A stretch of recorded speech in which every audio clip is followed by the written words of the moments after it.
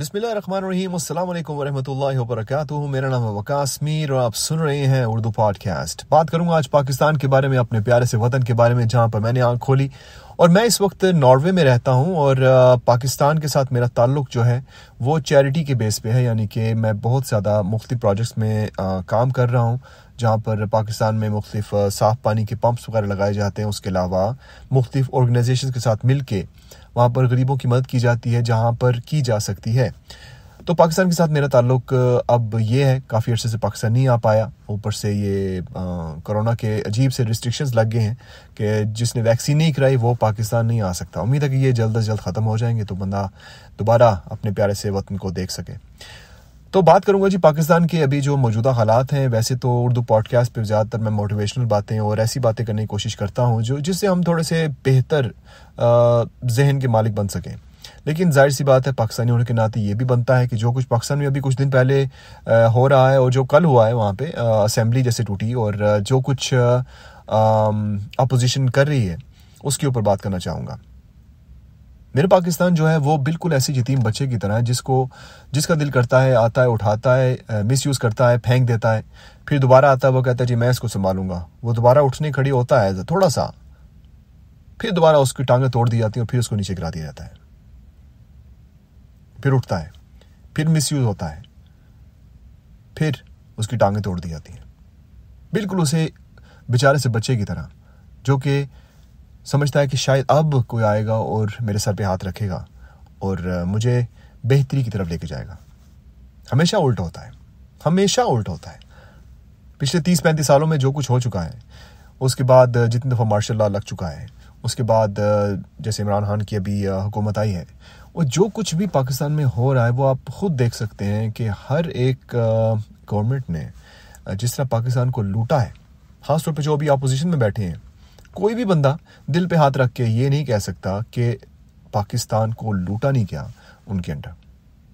चाहे पीपीपी हो, चाहे नवाज लीग हो, कोई भी लीग आप कर लें, हर बंदे ने किसी ना किसी तरीके से दोनों हाथों से पाकिस्तान को खाया है।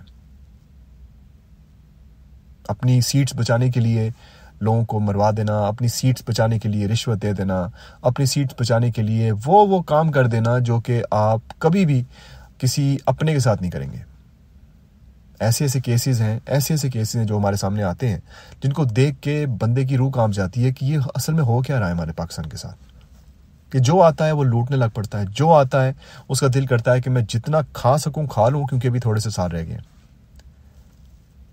इमरान के आप फैन हो या ना हो, इस पर मैं बात नहीं करूंगा, लेकिन मैं इतना ज़रूर कहूँगा कि अभी जितने लोगों ने जो भी बात की है कि पाकिस्तान में जो महंगाई हो रही है, जाहिर सी बात है क्योंकि मेरा कनेक्शन पाकिस्तान के साथ इस तरह के इदारों के साथ ही है जो कि बताते रहते हैं कि पाकिस्तान में क्या इस वक्त हालात हैं, किस तरह के पाकिस्तान में महंगाई है और क्या हो रहा है वहाँ पे। तो मुझे पता है सारा कुछ। इसमें आप बिल्कुल भी ये नहीं कह सकते कि बाहर बैठ के तो बोलना आसान है। लेकिन अभी जो हो रहा है ना पाकिस्तान में, उसमें आपके पास सिर्फ 2 चॉइसेस हैं।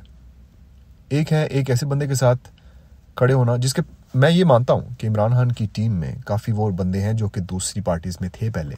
तो जाहिर सी बात है, अगर आपने एक नई टीम तश्कील देनी है, नई टीम बनानी है जो कि पाकिस्तान को चेंज कर सके, तो बंदे नए होने चाहिए। मैं इस चीज़ पे 100% एग्रीड हूँ। ये एक माइनस पॉइंट मुझे हमेशा नज़र आया।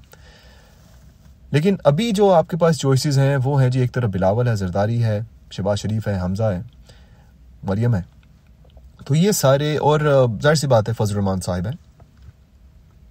साहिब इसलिए कह रहा हूँ क्योंकि उम्र में बड़े हैं मुझसे, इसलिए मैं कोई गलत लफ्ज़ नहीं इस्तेमाल करना चाहता। लेकिन इस खूबसूरत से प्यारे से महीने में, पूरे साल के सबसे खूबसूरत महीने में जो वो कर रही हैं ना, वो ज़ेब नहीं देता उनको। सीरियसली बिल्कुल ज़ेब नहीं देता। एक मजहबी शख्सियत जो है, अगर मजहबी शख्सियत वो अपने आप को बनवाना चाहते हैं तो पॉलिटिक्स में उनको नहीं होना चाहिए। पहली बात, ये जमहूरियत जो है, वैसे तो इस्लाम के साथ उसका थोड़ा था, क्या कह सकते हैं आप, थोड़ा सा ऐसा है ना सेटअप कि जमहूरियत टोटली अलाउड नहीं है, सॉवरेनिटी सिर्फ अल्लाह की है, शरीयत होनी चाहिए। तो फिर यहाँ पर आप कर क्या रहे हैं वैसे? और ऊपर से आप इमरान को उतारना चाहते थे, उतर गया वो। अब आप इलेक्शन की तैयारी करें। मैं इस पॉडकास्ट को पोलिटिसाइज नहीं करना चाहता, इसलिए मैं सिर्फ इसके ऊपर बात करना चाहता हूँ कि हमें अपना जो वक्त है ना, जो इस खूबसूरत से महीने में है, वो कोशिश करनी चाहिए कि उसको अच्छे अच्छे खूबसूरत से बयानात सुनने में लगाएं। बात तो मैंने कर दी अभी जितनी मैंने करनी थी, लेकिन इस एपिसोड में मैं सिर्फ ये बात शेयर करना चाहता हूँ कि अच्छी अच्छी बातें सुनें, अच्छी अच्छी किताबें पढ़ें, क्योंकि ये जो सीटों के पीछे लगे हुए हैं ना सारे, इनका और कोई काम नहीं है सिवाय सीटों के पीछे लगने के। कोई काम नहीं है। इनको कोई फिक्र नहीं इस चीज़ की कि आपका रोज़ा ख़राब होता है या नहीं होता। इनको कोई फिक्र नहीं है कि कितने मिलियंस और पाकिस्तानी बच्चे, बूढ़े, गरीब जो इफ्तारी नहीं कर पाएंगे क्योंकि गुर्बत है। इनको कोई फिक्र नहीं इस चीज़ की। और ऊपर से सुनने को आता है कि वो कहते हैं कि हम एहतिजाज करेंगे। आपके अपने बैंक बैलेंसेस इतने ज़्यादा हैं कि आप तो कई सालों तक एहतिजाज कर सकते हैं, लेकिन उनका क्या जो कि बाहर आके एहतिजाज करेंगे, अपनी मजदूरी के दिन एहतिजाज करेंगे जब वो रोज़ी रोटी कमा के अपने घर वालों को दे सकते हैं। किसके लिए? एक ऐसे बंदे के लिए जो कि हर रोज़ बीमार हो जाता है, वापस नहीं आ रहा। गलत बात है। अपना वक्त जो है उसको सही जगह पे लगाएं, अपनी एनर्जी सही जगह पे लगाएं। अगर आप स्टूडेंट हैं तो कोशिश करें कि अपनी तालीम पे थोड़ा सा फोकस करें। अगर आप काम करें तो अपने काम पे फोकस करें, अपनी ज़िंदगी को चेंज करें।